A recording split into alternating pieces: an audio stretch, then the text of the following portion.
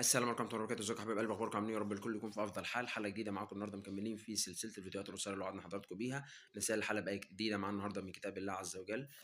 الآية النهارده هناخد من الآية رقم 18. ربنا عز وجل بيقول: وليست التوبة للذين يعملون السيئات حتى إذا حضر أحدهم الموت قال إني تبت الآن، ولا الذين يموتون وهم كفار أولئك اعتدنا لهم عذابا أليما. يا أيها الذين آمنوا لا يحل لكم أن ترثوا النساء كرها ولا تعضلوهن لتذهبوا ببعض ما آتيتموهن إلا أن يأتين بفاحشة مبينة وعاشروهن بالمعروف، فإن كرهتموهن فعسى أن تكرهوا شيئا ويجعل الله فيه خيرا كثيرا. وإن أردتم استبدال زوج مكان زوج وآتيتم إحداهن قنطارا فلا تأخذوا منه شيئا أتأخذونه بهتانا وإثما مبينا.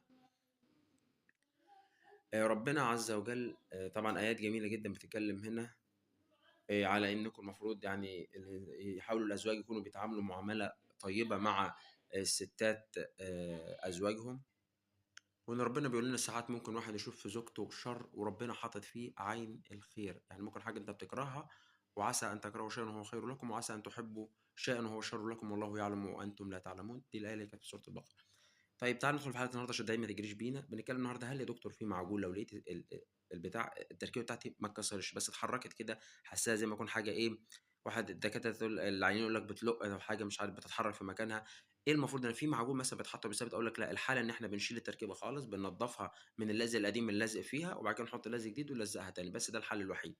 وبنستنى كمان شوية لو أنت اللثة وارمة حواليك بتاخد علاج لحد ما اللثة تبدأ إن هي تخف شوية، عشان إحنا لو طلعناها كده ونزلت دم وكده هتلاقي نفسك إيه، مش عارف تطلعها كويس وتقعد تنزل فتخف، لأن ساعات بتبقى اللثة ملتهبة حوالين التركيبة. أشوفكم الحلقة الجاية، والسلام عليكم ورحمة الله وبركاته.